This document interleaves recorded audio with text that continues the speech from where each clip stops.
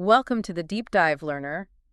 So today is Friday, March 13th, 2026. And usually I think we tend to think of money almost like gravity, Yeah, right? yeah, that's a good way to put it. It's just invisible force. Exactly. It's this fundamental law of nature that's managed by central banks and these huge institutions that we never really see. You don't get to design the economy. You just have to kind of live within its rules. Right. Which fundamentally that makes you a totally passive participant in your own financial life. Yeah. I mean, the parameters of value, inflation, transaction limits, they're all handed down from the top. And Yeah. we all just operate inside that predefined box. But looking at our sources today, it suggests we might be watching millions of people trying to rewrite those laws of gravity this exact weekend. We're looking at a detailed breakdown from the YouTube channel Pcoin Helper, along with some supplementary text notes, and it is all focused on the Pi network. Yeah, it's a huge moment for them. It really is. And our mission here today is to figure out how Pi is attempting this honestly, truly monumental transition. They're trying to evolve from a passive phone mining app into this massive, live, decentralized economy. Yeah. So we're going to explore whether this is an actual economic revolution or, just an incredibly fascinating social experiment that's about to collide with some really harsh market realities. Yeah, and I think the sheer scale of this transition is what makes it, well, it makes it impossible to ignore. We are looking at three massive pillars all converging simultaneously here. Oh, absolutely. We've got an underlying technological overhaul, an army of 17.7 million KYC verified human beings, and the digital arena where they're all scheduled to meet tomorrow on Pi Day. Okay, let's unpack this because, building an arena for millions of people is totally useless if the roads leading there just collapse under the traffic. Exactly. Would be a disaster. Right. So that means we have to start with the technological foundation that was literally just laid yesterday, March 12th. I'm talking about the V20.2 mandatory update for node operators. That was a huge update. Huge. Think about the old network infrastructure, like having a single cashier at a massive grocery store trying to check out 1 million people at once. The system would just freeze. Right. It would just completely crash. Yeah. So the V20.2 update doesn't just add more cashiers, it fundamentally changes the architecture of the store so that the products, instantly ring themselves up. But I want to push back on the logistics here for a second. Sure. Why was this update strictly mandatory? What actually happens to a decentralized network if, say, a chunk of its nodes fail to handle the shock of a live market opening its doors? Well, what's fascinating here is that you're hitting on the critical vulnerability of any decentralized system. You don't have a centralized Amazon Web Services server room where you can just buy more processing power on the fly. Right, because it's scattered everywhere. Exactly. The network is entirely comprised of individual computers, the nodes. So if they aren't completely synchronized on an infrastructure capable of handling, tens of thousands of simultaneous transactions, the network doesn't just lag, it fractures. It fractures, splits apart. Yeah. Node A and Node B fall out of sync, the ledger forks, balances fail to update, and the trust that holds the whole currency together. It evaporates in minutes. So V20.2 was an absolute prerequisite to prevent a catastrophic failure on launch day. Wow.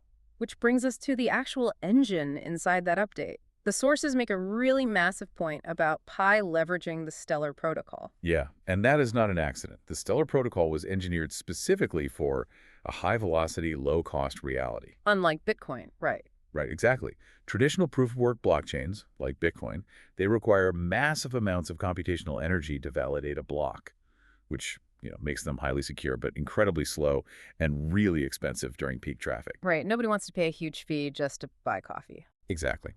If Pi's goal is to facilitate a daily transactional economy where, say, a user in Manila is buying coffee and a user in Lagos is paying a graphic designer, they cannot wait 10 minutes and pay a $5 fee to clear a transaction. That just wouldn't work. It wouldn't.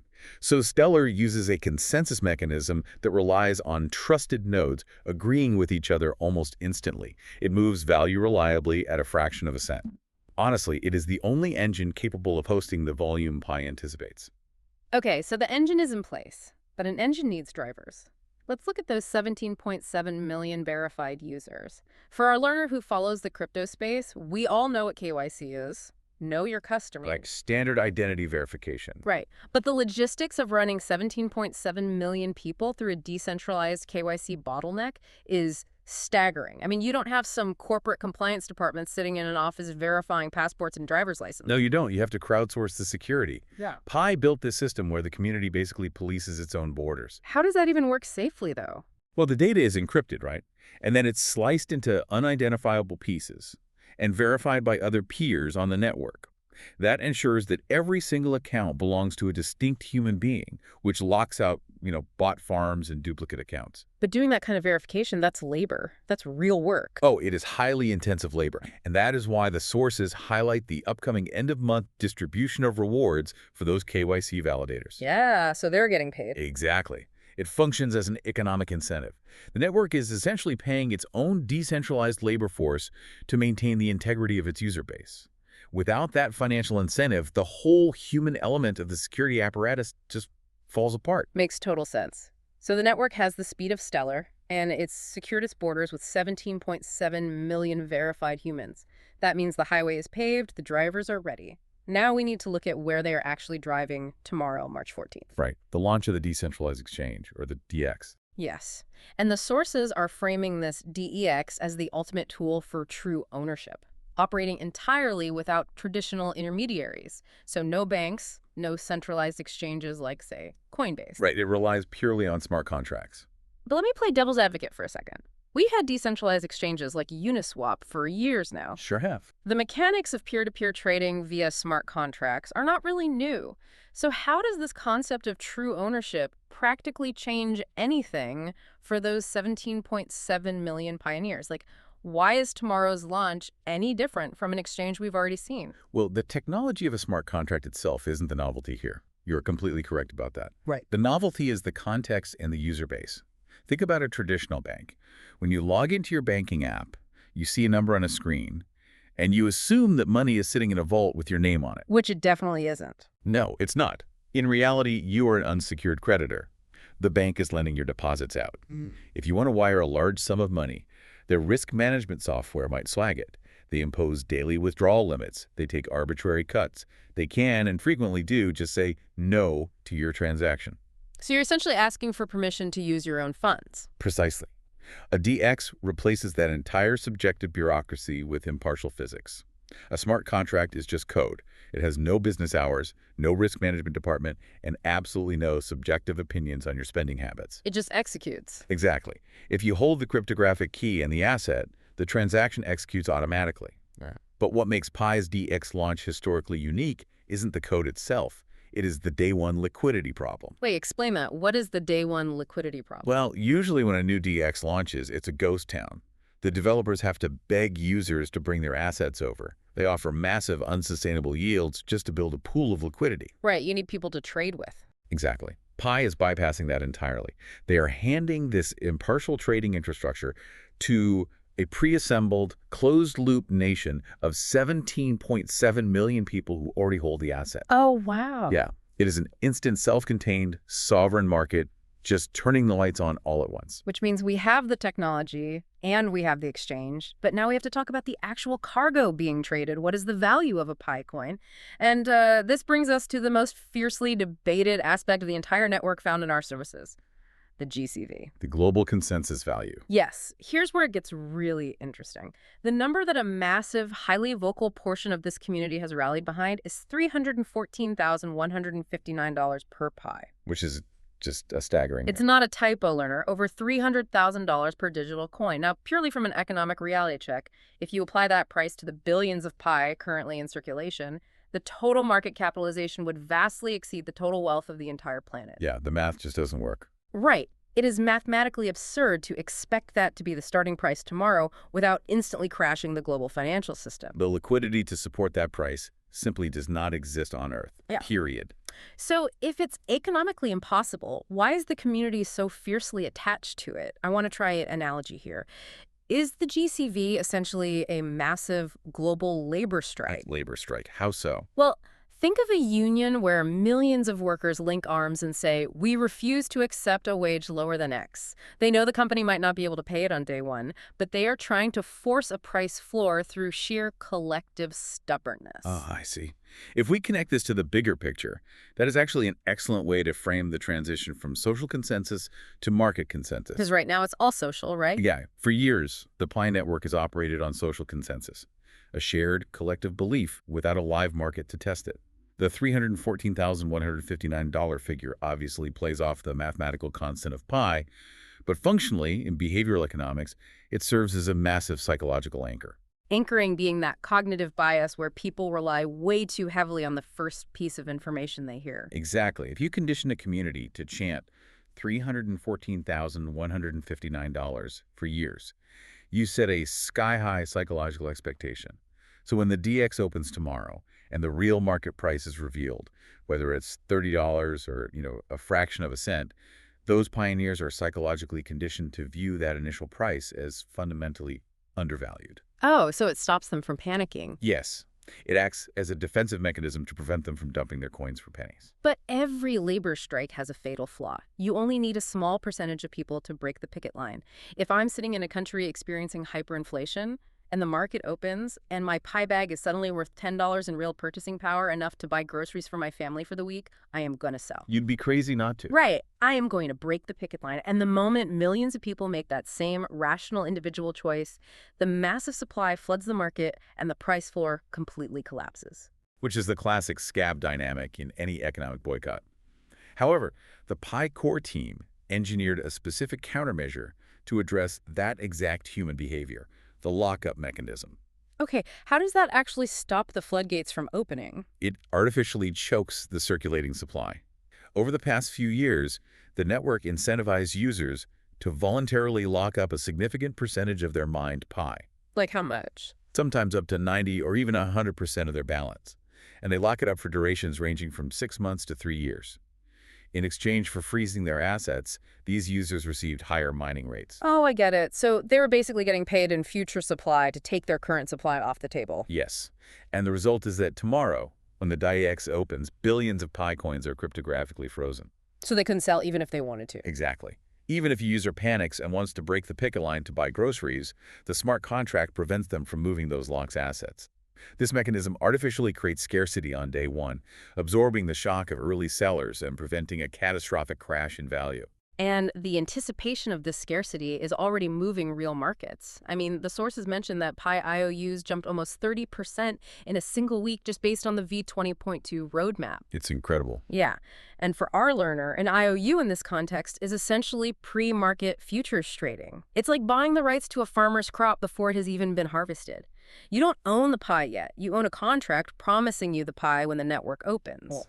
So a 30% jump means institutional and retail speculators are actively betting that the network will successfully launch. It absolutely proves the broader crypto market is watching closely. But the sources are very clear that long-term value won't come from speculative IOUs, nor will it come from a chanted GCV number. Value fundamentally requires 3 interconnected drivers. We already discussed scarcity via the lockup mechanism. Right. We discussed the trusted ecosystem, which is the DEX. But the most crucial driver is the velocity of circulation. Velocity meaning the speed and frequency at which the coin changes hands for real-world utility, like not just hoarding it, but actually spending it. Yes. If the currency just sits in digital wallets, waiting to be converted into US dollars, it is just another speculative token. For Pi to have intrinsic velocity, a user must be able to directly pay for a car, hire a developer, or buy a cup of coffee using the coin itself. The transaction has a start and end in Pi. Exactly. So what does this all mean? Because this shifts the entire conversation from a technical update into macroeconomics. Regardless of whether Pi trades at a high value or a microscopic one tomorrow, the scale of this launch has massive implications. To put this in perspective, our sources note that the current total cryptocurrency market cap sits around $2.2 trillion. Yeah, that's a massive pie, pun intended. And Bitcoin is the undisputed king of that space, dominating at roughly $1.3 trillion. But Bitcoin functions primarily as digital gold. It is a store of value. You buy it to hold it, right? To protect your wealth against fiat inflation.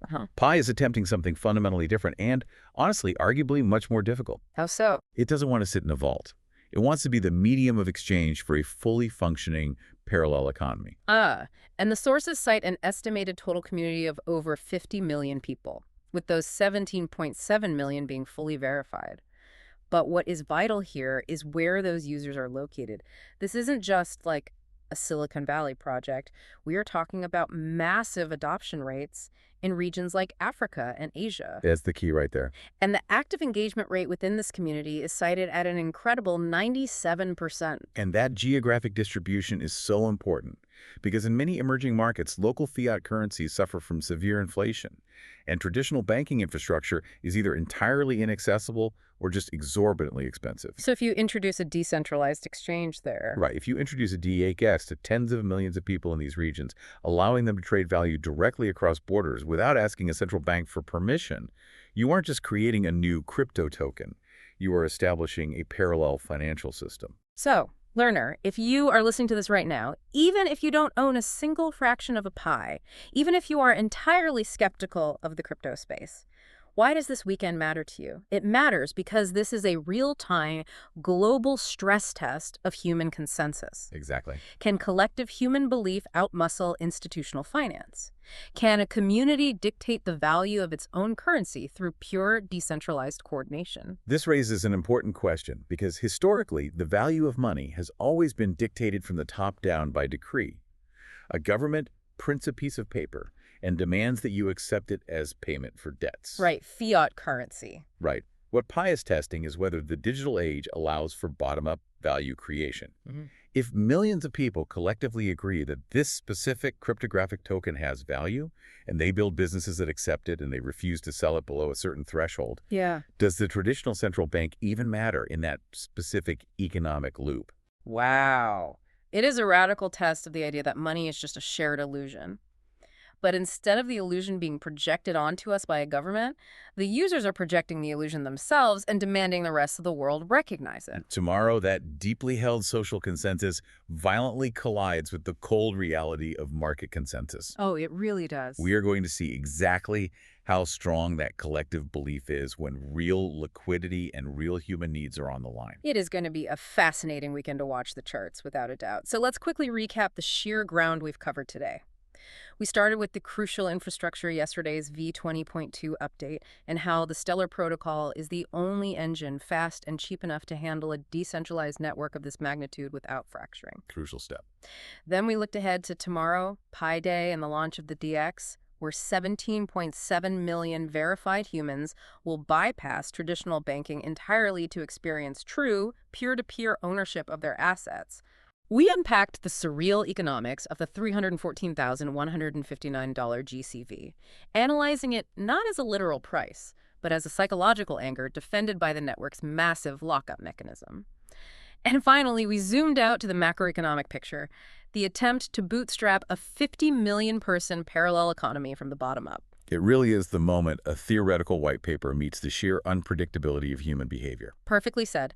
So, learner, we want to leave you with a final thought to mull over this weekend as all of this unfolds. If the Pi network actually proves that collective belief, psychological anchoring, and community coordination alone can manifest a functioning global economy from thin air, what does that mean for the fiat currency sitting in your wallet right now? If money truly is just a shared script we all agree to read from, are we witnessing the exact moment in history where the public realizes they can simply write their own? Thank you for joining us on this deep dive. Keep questioning the systems around you, and we'll see you next time.